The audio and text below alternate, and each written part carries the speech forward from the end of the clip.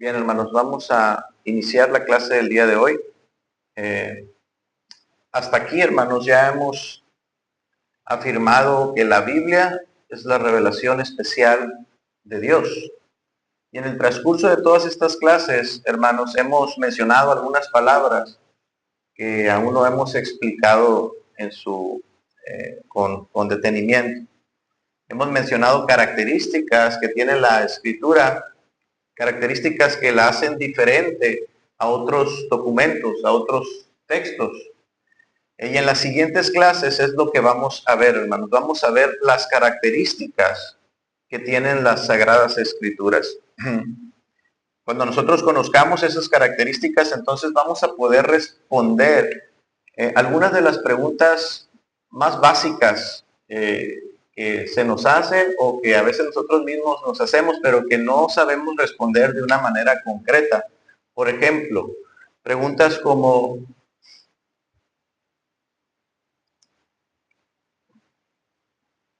¿qué diferencia la Biblia de otros libros? ¿Qué es lo que la hace diferente de otros libros? ¿Podemos fiarnos de este libro? ¿Podemos fiarnos de la Biblia? Bueno, la respuesta sencilla es sí, sí podemos fiarnos y si nos preguntan por qué, decimos porque es palabra de Dios. Bueno, pero si nos preguntan por qué es palabra de Dios, entonces ahí ya la respuesta se vuelve más compleja y tendríamos que mencionar aquellas características que hacen diferente a este libro de todos los demás libros pues, de autores meramente humanos. A estas preguntas, hermanos, respondemos usando el argumento de la inspiración. ¿Qué diferencia la Biblia de otros libros? Que la Biblia es inspirada por Dios. ¿Por qué podemos fiarnos de la Biblia? Porque la Biblia, este texto, fue inspirado por Dios. Así es que este es el tema del día de hoy, de esta mañana. Vamos a hablar acerca de la inspiración. Ya lo hemos mencionado, ya hemos hablado, pero no lo hemos explicado. ¿Qué es la inspiración?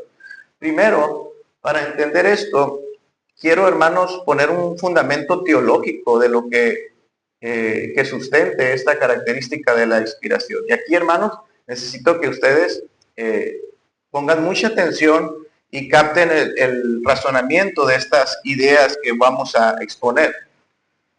Si Dios es verdad, como lo declaró Jesús, ¿recuerdan? Jesús dijo, yo soy el camino, yo soy la verdad. Jesús no dijo, yo tengo verdad. Él dijo, yo soy la verdad. Dios es la perfecta verdad. Si esto es así, hermanos, entonces, si Dios es la perfecta verdad, entonces no puede haber en Dios ningún ápice de error. No puede haber en Dios la más pequeña de las mentiras. ¿Por qué? Porque verdad es su esencia. Ser verdad. Dios es verdad. Y eso es parte de su esencia. Y Dios no puede ir en contra de su naturaleza, de lo que Él es. Dios no tiene verdad. Dios es verdad. Pongamos eso como premisa, hermanos. Dios es verdad. Y si Dios es verdad, es imposible que Dios revele algo que contenga el más pequeño de los errores o que contenga una pequeña mentira. Dios no puede, porque Él es verdad, no puede hacer ninguna obra que contenga error o mentira. La única manera entonces que Dios tiene de revelarse, porque ya vimos que es la revelación, ¿verdad? De Dios, dar un conocimiento, quitar el velo y dar un conocimiento de sí mismo, la única manera que Dios tiene de hacer eso es revelarse de una forma que sea absolutamente verdadera, sin error, sin mentiras. Decir entonces que un texto, hermanos, es palabra de Dios, decir que un texto es revelación de Dios, pero que ese mismo texto contiene algunos errores, hermanos, entendamos que eso es una completa, una absoluta contradicción. No puede haber una palabra de Dios que contenga error. ¿Por qué? Porque eso es contrario a lo que Dios es. Números 13:19 dice la palabra de Dios. Dios no es hombre para que mienta. Mande. Números 23:19. Dios no es hombre, dice la Escritura, para que mienta. ¿Qué nos dice este texto, hermano? Sino que el ser de Dios no es como el ser de los hombres. No es como el ser de Dios es distinto al ser de los hombres. Los hombres poseen alguna verdad. Los hombres pueden llegar a poseer alguna luz de lo que es verdadero. Pero Dios no posee alguna luz. Dios es la luz. Dios no posee algún conocimiento. Él es todo. Él lo es todo. Pensar que entonces que pudo Dios haber revelado algo con error, hermanos, es tener una imagen de Dios muy baja. Es reducir a Dios a lo que es el hombre. El hombre miente. El hombre miente. Entonces, hermanos, en esencia todos los hombres son mentirosos, dice la Escritura. Dios es veraz, dice Romanos, ¿verdad? Romanos 3. Y todo hombre mentiroso. ¿Por qué? ¿Qué está haciendo aquí, hermano? ¿Qué nos dice la palabra? Entonces que Dios es diferente a los hombres. Y sería un error pensar que Dios actuara en contra de lo que Él es. Él es verdad. Él es verdad absoluta. Él es luz verdadera. No hay oscuridad, no hay error en Dios. ¿Por qué es importante entender esto? Hermanos, si no conocemos a Dios, vamos a tener conceptos muy limitados de sus obras. Y el canon, la palabra de Dios, es una de sus obras. Esto es palabra de Dios. Dios nos dio esta palabra. Esto Dios lo hizo. La Biblia, Dios la hizo. Y pensar entonces, hermanos, en Dios como los hombres, de que los hombres tenemos verdad y podemos ser muy veraces a la hora de hablar, pero no somos verdad. Y siempre hay error en el hombre, pero en Dios no. En Dios no. Entonces, ¿qué nos asegura que todo lo que la Biblia afirma es verdad? ¿Dónde está el cimiento, la confianza de que todo lo que la Biblia dice es verdad? En lo que Dios es. En lo que Dios es. Ese es el fundamento teológico de la inspiración de las Escrituras. Dios es veraz y no puede hacer algo que contenga error, que contenga una pequeña ápice de mentira. Entonces, vamos ahora, hermanos, a desarrollar más. Entonces tenemos aquí esta idea, ¿verdad? Dios es la verdad, por lo tanto, Dios no puede mentir. Su revelación, por lo tanto, no puede contener error. Por consecuencia, la Escritura es absolutamente verdadera. ¿Ok? Vamos a dar un concepto acerca de lo que es la inspiración divina. La palabra inspiración, hermanos, es tomada de el texto de la segunda carta de Timoteo 3:16. Ustedes lo conocen, ¿verdad? Toda la Escritura, dice el apóstol, le dice a Timoteo, toda la Escritura es inspirada por Dios. Más correctamente, hermanos, debería decir que la palabra de Dios es exhalada por Dios para decirnos que es que esa palabra habla de la esencia de Dios, el aliento, es parte de su esencia de lo que Dios es, y Dios es veraz. Dios es veraz. La palabra de Dios es exhalada por Dios, sale de Dios, sale de Dios. Por eso, hermanos, se propone esta definición. La inspiración es una obra sobrenatural de Dios por la cual controló, guió, energizó, usó, influyó en ciertos hombres por su Espíritu Santo para tener las Sagradas Escrituras, de tal manera que tenemos un libro divino a través de objetos humanos. Es palabra de Dios a través de palabras de hombres. Ok, aquí entonces se nos está diciendo que el autor principal de la palabra de Dios es Dios mismo, pero se nos está diciendo que hay un autor secundario, que hay autores secundarios, y ese autor secundario es el hombre. Entonces, la palabra de Dios es palabra de Dios, que fue escrita por hombres. Hay un autor secundario que es el hombre. Y no se puede obviar, quitar alguna de estas dos. No podemos quitar a Dios ni quitar al hombre. Cuando quitamos y decimos, no, solamente la Biblia es palabra de hombres, entonces nos metemos en problemas. Pero si decimos, solamente es palabra de Dios y los hombres no tuvieron nada que ver, también nos metemos en problemas. Vamos a ver las pruebas bíblicas para ver esta definición. Pruebas bíblicas. La misma palabra de Dios, hermanos, nos indica qué es lo que considera como inspirado. Y es muy importante tener en cuenta estos principios porque las corrientes humanistas desearían desvirtuar una de las dos partes de la verdad. Sería Dios y el hombre.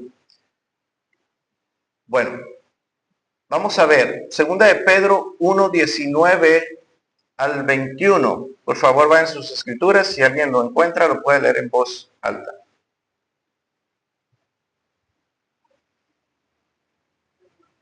Ok, sí está, ahí está puesto, ¿verdad? Ok. Lo leemos. Dice, tenemos también la palabra profética más segura, a la cual hacéis bien en estar atentos, como a una antorcha que alumbra en lugar oscuro, hasta que el día oscurezca y el lucero de la mañana salga en vuestros corazones. Entendiendo primero esto, que ninguna profecía de la Escritura es de interpretación privada, porque nunca la profecía fue traído por voluntad humana, sino que los santos hombres de Dios hablaron siendo inspirados por el Espíritu Santo. Autores inspirados. Entonces, ¿quién, qué característica tiene, perdón, la Escritura? Que fue escrita por autores inspirados. Autores inspirados. Hombres inspirados. Esto es un hecho claro en este texto, hermano. Los hombres de Dios recibieron el impacto del Espíritu Santo de manera que como resultado sus testimonios orales o escritos trascienden la mera autoridad humana, van más allá de la autoridad que ellos podían tener como profetas, digámoslo así, o hombres de Dios, sino que cuando ellos hablaron fueron órganos, instrumentos de Dios para entregar la revelación de Dios. Negativamente, hermanos, este texto nos dice que no viene de hombres ni de su iniciativa. Eso es lo que nos está diciendo. La palabra de Dios no viene por iniciativa de los hombres, viene por iniciativa de Dios. Y positivamente nos dice que estos hombres hablaron siendo inspirados por el Espíritu Santo. ¿Se da cuenta? Dos autores, Dios y los autores inspirados. Segunda de Timoteo 3, 15 y 17 nos habla que no solamente los autores fueron inspirados, sino que los escritos, lo que ellos escribieron, fue inspirado. Lo leímos ahorita. No, ¿verdad? 3.15 dice, y que desde la niñez has sabido las sagradas escrituras, las cuales te pueden hacer sabio para la salvación por la fe que es en Cristo Jesús. Toda la escritura es inspirada por Dios. ¿Toda qué? ¿Los autores o la escritura? Ok, este texto nos dice que la escritura es inspirada por Dios. Y el otro texto nos dijo que los autores eran inspirados. Entonces, tanto los autores como lo que ellos escribieron fueron inspirados por Dios. Es útil para enseñar, para corregir, para instruir y justicia, a fin de que todo el hombre de Dios sea perfecto, enteramente preparado para toda buena obra. La inspiración, hermanos, entonces no es una obra que se queda en los hombres que iban a escribir en las escrituras, sino que se encuentra la inspiración en el producto, en el escrito, los escritos que ellos dejaron. Al hablar de escritura, hermanos, hablamos de los escritos que gozan de esa virtud de inspiración, no de todos. Cada escritura que está en nuestro canon posee esa característica.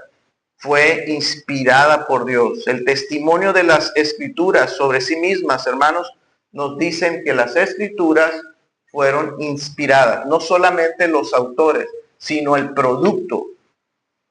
Porque ahorita vamos a ver que hay quienes dicen, no, si los autores fueron inspirados, pero lo que ellos escribieron tenía error.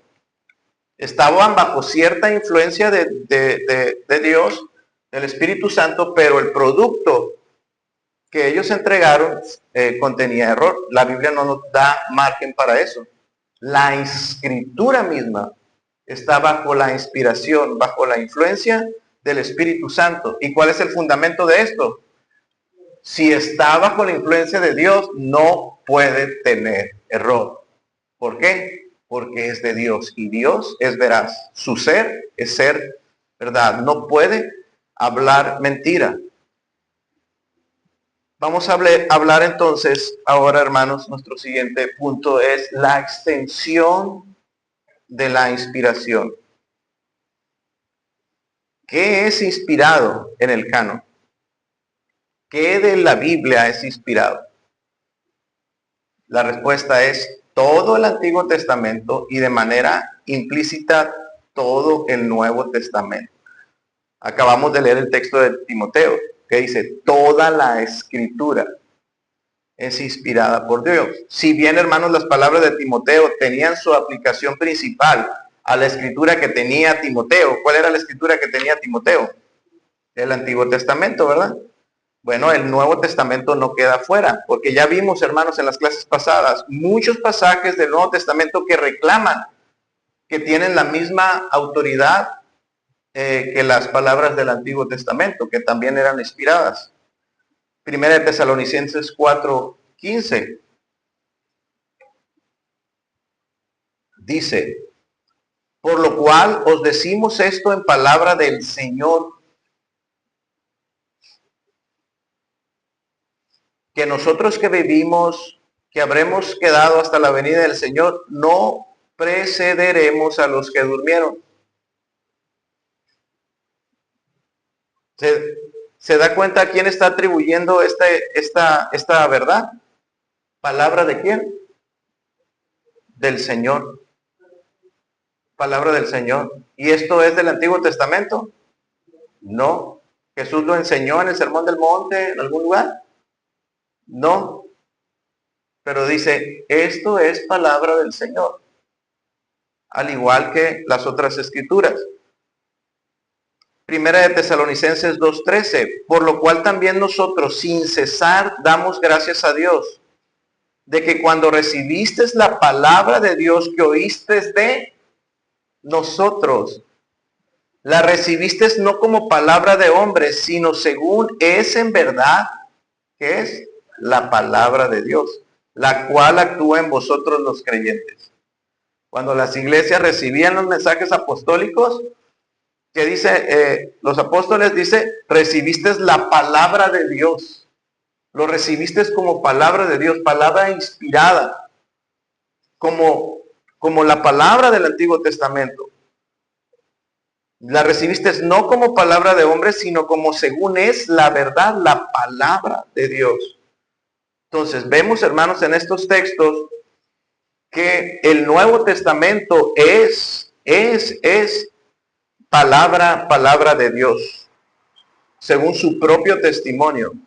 Segunda de Pedro 3:15. Segunda de Pedro, capítulo 3, versículo 15. Dice, y tened entendido que la paciencia de nuestro Señor es para salvación, como también nuestro amado hermano Pablo, según la sabiduría que le ha sido dada, os ha escrito. Pedro está hablando de lo que Pablo escribió, ¿verdad? ¿Se dan cuenta? Así que en todas sus epístolas, hablando en ellas de estas cosas, entre las cuales hay algunas cosas difíciles de entender, las cuales los indoctos e inconstantes tuercen, como también, ¿qué palabra dice ahí, hermano? Las que otras escrituras. Están las cartas de Pablo y están las otras escrituras. Está el Antiguo Testamento. ¿Y qué dice Pedro? Pedro está validando que las cartas de Pablo eran las escrituras a la par de las otras escrituras. Son cosas difíciles de entender lo que él dice. No son, hay cosas que no son fáciles de entender, dice, pero los indoctos las tuercen, las distorsionan, pero lo hacen al igual que las otras escrituras para su propia perdición. Entonces tenemos que el reconocimiento de las cartas paulinas, el reconocimiento de tener autoridad divina, de ser inspiradas por Dios, al igual que el Antiguo Testamento. Entonces, estamos hablando de la extensión de la inspiración. La extensión de la inspiración no termina con el último de los profetas en el Antiguo Testamento. Vemos la continuación de la inspiración de la revelación de Dios en los autores del Nuevo Testamento, como en este caso el apóstol Pablo. Aquí debemos, hermanos, ahora aclarar lo siguiente. La inspiración no es una cualidad que se transfiere a las corrupciones que se introducen en el curso de la transmisión de los textos. La inspiración, hermanos, es solo al texto que produjeron los autores inspirados. ¿Dónde está la inspiración? Decíamos ahorita, en los autores y en sus escritos. ¿En qué escritos? En los escritos originales. En lo que ellos escribieron. Pero, bueno, ¿dónde están los originales? No tenemos los originales. Tenemos textos muy fiables, muy confiables, pero no tenemos los originales. Y la inspiración se encuentra en el texto original. Por eso, hermanos, el cristiano y el maestro no se conforma con cualquier traducción de la Biblia.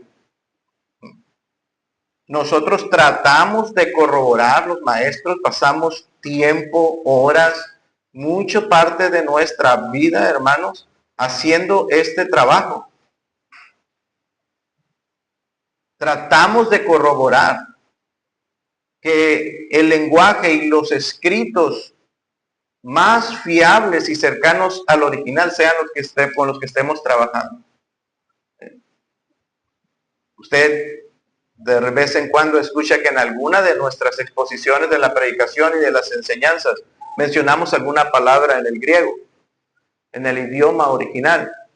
Porque lo que nosotros tenemos, hermanos, es una traducción a nuestro idioma. Pero si nosotros entendemos que la inspiración está en el original, nuestro trabajo es acercarnos al texto más fiable posible. Más fiable.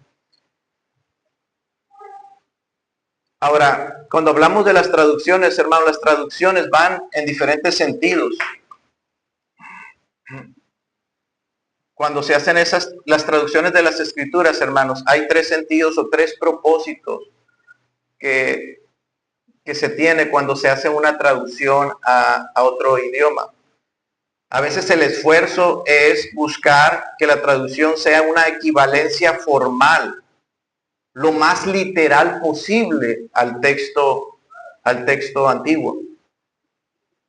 Otro propósito, otros dicen, no, ese no es nuestro propósito. Nosotros queremos que nuestra traducción sea una equivalencia dinámica, más natural, que a la hora de leer, el lector cuando lea la escritura, la perciba como de una manera más natural a su idioma.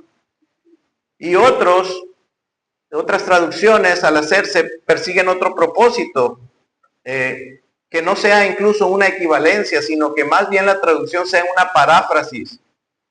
Y entonces nos entregan una traducción más libre sin indagar, o sí indagan, hermanos, pero bueno, es más libre a la hora de entregarnos las palabras en su equivalencia a nuestro idioma. Puse aquí un ejemplo. Ahí están las filosofías o los propósitos de las traducciones.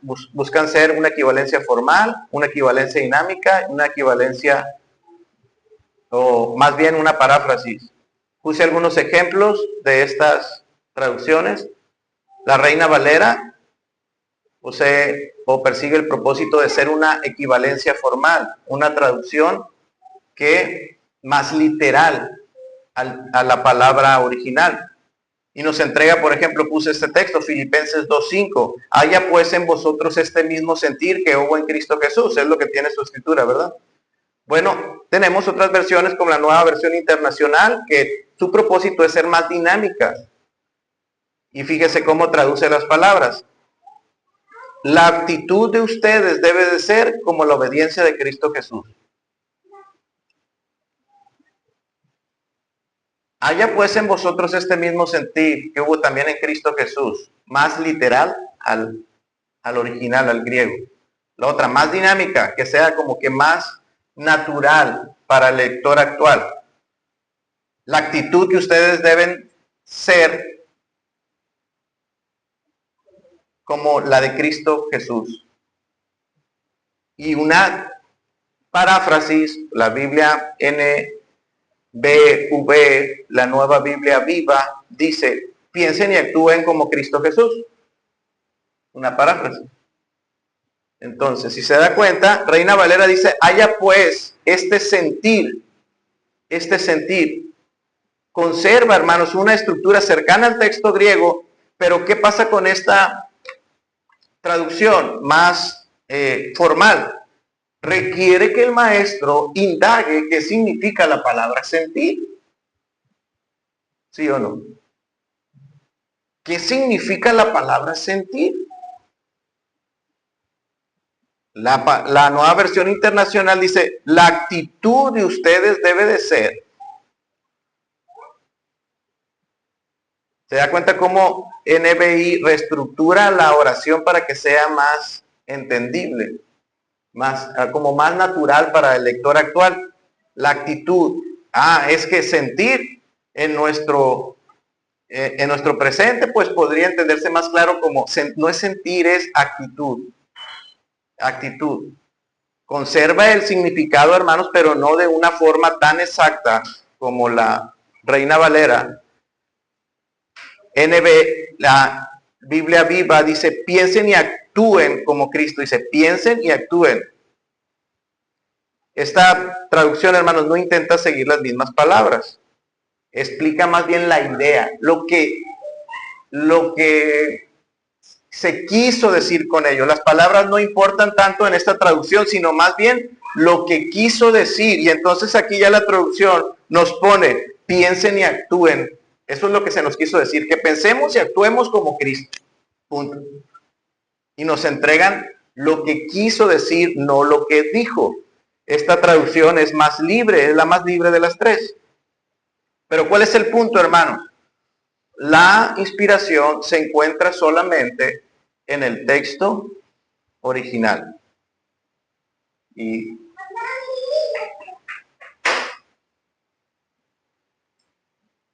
vamos a hablar ahora de la naturaleza de la inspiración. Aquí, hermanos, hay muchas teorías que han surgido para explicar lo que es la inspiración. Muchas de ellas, como mencionaba ahorita, erran, se equivocan por suprimir a los autores humanos. Se equivocan tratando de quitar toda huella, como que no se diga que el hombre tuvo algo que ver. Y otras, pues se equivocan tratando de suprimir la divinidad que hay en las escrituras. Tenemos que reconocer, hermanos, que la inspiración es un misterio. Es un misterio de doble naturaleza, las cuales no se excluyen entre sí. Autor divino y autores humanos. ¿Qué pasa cuando las filosofías humanas no pueden razonar algo como esto? O es divino o es humano, pero no puede ser las dos. Bueno, esas filosofías humanistas, hermanos, no pueden armonizar esto porque en verdad esto es un misterio. Y entonces se prefiere ir a uno de los dos extremos, negando ya sea la humanidad o la parte divina. Vamos a ver entonces las teorías, los puntos de vista sobre lo que es la inspiración. Primero está la teoría natural o de intuición. Esta teoría argumenta que la inspiración no es nada más que una capacidad del hombre natural sobre verdades morales y religiosas. Esta teoría básicamente afirma que Dios habita en todos los hombres.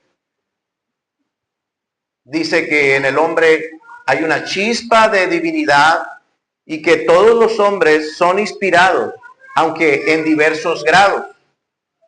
Y el grado de inspiración depende de la capacidad natural de cada uno, una capacidad mental y espiritual. Como que hay unos que tienen una inspiración más alta que otra y que la escritura es producto de hombres que tenían una alta capacidad espiritual, una alta capacidad de inspiración. Eso es la teoría natural. Pero aquí hay un problema, hermanos. ¿Cómo respondemos a 1 Corintios 2:14? 1 Corintios 2:14, abran sus escrituras. 1 Corintios 2:14.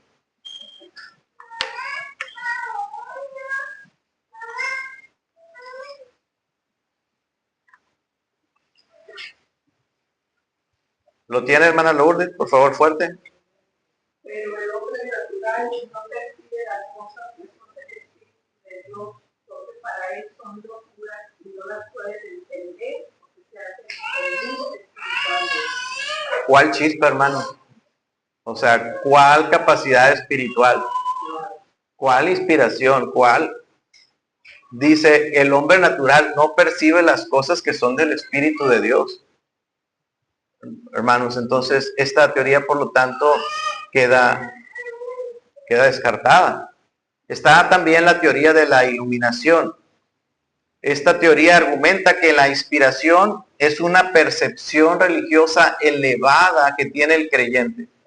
Confunde, no hay distinción entre lo que es inspiración y lo que es iluminación. Aquí, hermanos, se nos dice que ciertos hombres que creen en Dios, aquí ya no está hablando de todos, hermanos, está hablando que los creyentes, no todos los hombres, ahorita decíamos que todos los hombres tienen alguna chispa, alguna facultad espiritual y unos la tienen muy elevada y por eso pudieron escribir de esa manera. No, aquí se nos está hablando, aquí se argumenta sobre los creyentes, que hay creyentes, ciertos creyentes, ciertas personas que creen en Dios, que tienen percepciones espirituales elevadas. La percepción espiritual del cristiano, hermano, por más elevada que sea, siempre va a ser imperfecta. Nosotros poseemos iluminación de Dios, ¿verdad? Poseemos una iluminación de Dios para entender las Escrituras, pero por más elevada que sea esa inspiración, esa iluminación que tenemos de las Escrituras es imperfecta. No es perfecta. Es engañosa en algún grado. ¿Y eso a causa de qué? De nuestra propia depravación, hermanos. Todavía hay pecado remanente en nosotros. Y por eso podemos seguir diciendo, sea Dios veraz y todo hombre mentiroso, incluyéndonos a nosotros. Incluyendo a nosotros los creyentes. Por eso decíamos ahorita en el fundamento teológico, solamente Dios es veraz. ¿Verdad? La iluminación por el Espíritu Santo, hermano, tiene que ver con el cristiano, pero en el contexto de ser iluminado en lo que ya fue inspirado. Nosotros tenemos iluminación de las Escrituras, podemos tener entendimiento de la revelación de Dios, pero no para crear revelación, sino para entender la revelación inspirada. ¿Me entienden? Nosotros no tenemos inspiración. ¿Me entienden? Hay algunos hombres, hermanos, que pues se atreven a decir que lo que están dando es alguna nueva revelación, algo que Dios les dijo, y como a los autores antiguos, hermanos, pero no, lo que el hombre puede tener es alguna iluminación, pero no de algo nuevo, sino de qué? De lo que ya fue revelado, de lo que ya fue inspirado. Eso es diferente. Iluminación a inspiración. ¿Entienden esta diferencia? La inspiración está, según la Biblia, está en los autores bíblicos y en sus escritos, en el producto que ellos dejaron. Solamente. No hay inspiración en los cristianos. Los cristianos tenemos iluminación. No para dar nueva revelación, sino para comprender lo que Dios ya ha inspirado. Está también la teoría del dictado. Bueno, esta teoría argumenta que el Espíritu Santo poseyó de tal manera las mentes y los cuerpos de los autores bíblicos que ellos vinieron a ser instrumentos de Dios, pero de una manera completamente pasiva. Es decir, como si los escritores fueran máquinas de escribir, donde el Espíritu Santo era el que les decía todo. Esa es la teoría del dictado. Entonces descarta totalmente al hombre, y el hombre solamente está escribiendo lo que se le está dictando, sin ninguna intromisión del hombre. Y está, hermanos, también la teoría dinámica. Esta teoría dice que la inspiración fue en ideas y en pensamientos de los autores. Es decir, Dios no tenía el control de las palabras de los autores. Por ejemplo, ellos dicen, Dios implantó una idea en la mente de Pablo, pero Pablo fue el que expresó esa idea en palabras que él mismo escogió. ¿Estamos de acuerdo con eso? A ver, fíjese bien. Dios implantó una idea en la mente de Pablo. ¿Correcto? ¿Están de acuerdo con eso? Sí. Bueno. Pero Pablo fue el que expresó esa idea en palabras. ¿Eso es verdad? Sí, sí. Palabras que Pablo mismo escogió. ¿Eso es verdad? Pablo mismo sí, hermano. Pablo mismo escogió las palabras. ¿Dónde está el problema? En lo siguiente que dice, sin la influencia del Espíritu Santo. Pablo escogió esas palabras, hermano, pero con la supervisión y la guianza del Espíritu Santo. Entonces, esto es, hermanos, esa Esta doble participación, hermanos, es lo que nos lleva a la teoría orgánica. Pero vamos a ver, ¿qué dice Primera de Corintios 2? No tengo ahí, ¿verdad?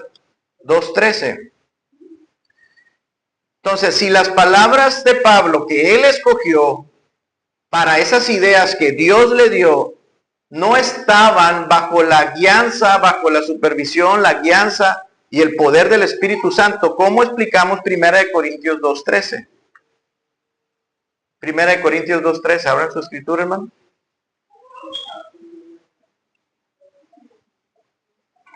Primera de Corintios. Lo cual también hablamos no con palabras enseñadas por sabiduría humana, sino con las que enseña el Espíritu, acomodando lo espiritual a lo espiritual. ¿Se da cuenta? Pablo dice, hablamos con palabras enseñadas, no con palabras enseñadas por sabiduría humana, sino con las que enseña el Espíritu. ¿Esas palabras de quién eran? Las palabras que escogió él para escribir, ¿de quién eran? Del Espíritu. Entonces vemos esa, hermanos, esa participación orgánica en la inspiración. Dios, me gustaría repetir, hermanos, la definición que dimos. La inspiración es una obra sobrenatural de Dios por la cual controló, guió, energizó, usó, influyó a ciertos hombres por su Espíritu Santo para traer las santas escrituras.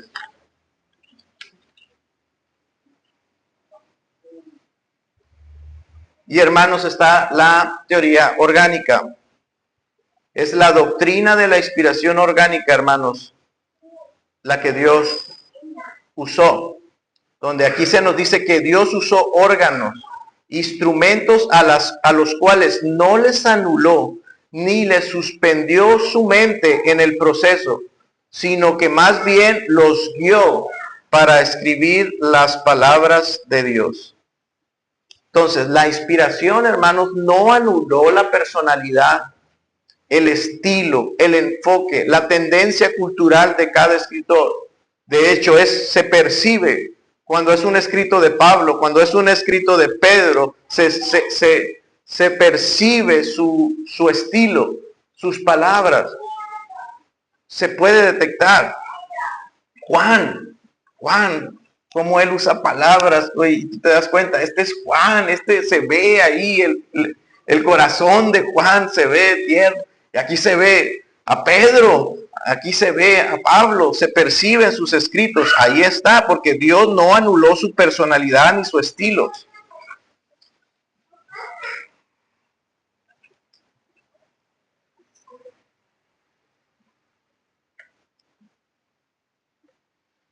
Por eso nosotros, hermanos, creemos, y así lo declara nuestra confesión de fe, en una revelación orgánica, como dijimos ahorita, en cuanto a su naturaleza, en una ordenación plenaria y verbal, que es lo que vamos a ver a continuación. Esta es la opinión ortodoxa, que considera que la inspiración se extiende tanto a todas sus partes de la escritura como a cada palabra de ella. La inspiración está en cada palabra, no solamente en cada parte, sino en cada palabra, porque creemos eso que acabamos de decir, que Dios guió para que cada palabra fuera sin error. Creemos que en su totalidad la Biblia es palabra de Dios, no contiene palabra de Dios, es la palabra de Dios. No hay partes en la Escritura que no sean inspiradas. Su inspiración se extiende, hermanos, desde el Génesis hasta el Apocalipsis. Es plenaria, toda, desde el Génesis hasta el Apocalipsis. Pero también en cada palabra. En cada palabra. Los mismos autores bíblicos, hermanos, enseñaron esto. Nosotros declaramos esto en nuestra confesión de fe, no porque sean nuestras ideas, sino porque es lo que la Biblia enseña. Gálatas 3:16. Mire, ahora bien, dice, a Abraham fueron hechas las promesas y a, ¿qué dice? Y a su simiente. No dice, y a las simientes, como si hablase de muchos, sino como de uno. Y a tu simiente, la cual es Cristo. Hermanos, ¿qué se está discutiendo aquí? ¿Una idea? Una palabra. Una palabra. Una palabra. No dice y las. Y a las. No dice. Una palabra, hermanos. ¿Por qué? Porque la inspiración de Dios está en cada palabra. No dice dice a su simiente. Una palabra es la que está, hermanos, resaltando la autoridad de esa palabra. Porque la inspiración está en cada palabra de la Escritura. Hebreos 12, 26 y 27. La voz del cual conmovió entonces la tierra, pero ahora ha prometido diciendo, aún una vez, y conmoveré no solamente la tierra, sino también el cielo. Y esta frase, aún una vez, indica la remoción de las cosas movibles. ¿Qué se está aquí, hermanos, defendiendo como inspirado? Una frase, una pequeña frase, una palabra, una frase. Entonces, la inspiración es plenaria, está en toda la Escritura y también es verbal, en cada palabra. En cada palabra. Así es que, hermanos, la Biblia no apoya la filosofía de que en la Biblia podemos decir, la idea es esa. No, una palabra, hermano. Una palabra. Si nosotros la cambiamos, si nosotros cambiamos una pequeña idea, decimos, la idea es esa. Oh, la Biblia, hermanos, no nos permite eso, porque la inspiración está en toda la Escritura y en cada palabra. Mateo 5:18, Jesús mismo afirmó esto que les estoy diciendo, hermano. De cierto os digo que hasta que pasen el cielo y la tierra, ni una jota, ni una tilde pasará de la ley hasta que todo se haya cumplido. El más pequeño símbolo, nosotros podríamos decir, ni una coma, ni un puntito. Todo lo que está escrito fue inspirado. Inspirado. Está ahí inspirado. Entonces, hermanos, podemos afirmar que la inspiración de las Escrituras es orgánica, plenaria y verbal. Y hermanos, y eso va a tener implicaciones. Esto es bien importante porque esto tiene serias implicaciones. Y es donde vamos a ver las siguientes características, las siguientes clases, y nos vamos a dar cuenta que si toda la Escritura es inspirada por Dios, entonces la Escritura tiene autoridad, toda la autoridad para ser normativa. Es inerrante, es clara, es suficiente, y eso es lo que vamos a ver en las siguientes clases. ¿Alguna pregunta hasta aquí, hermano? ¿Pueden terminar el video?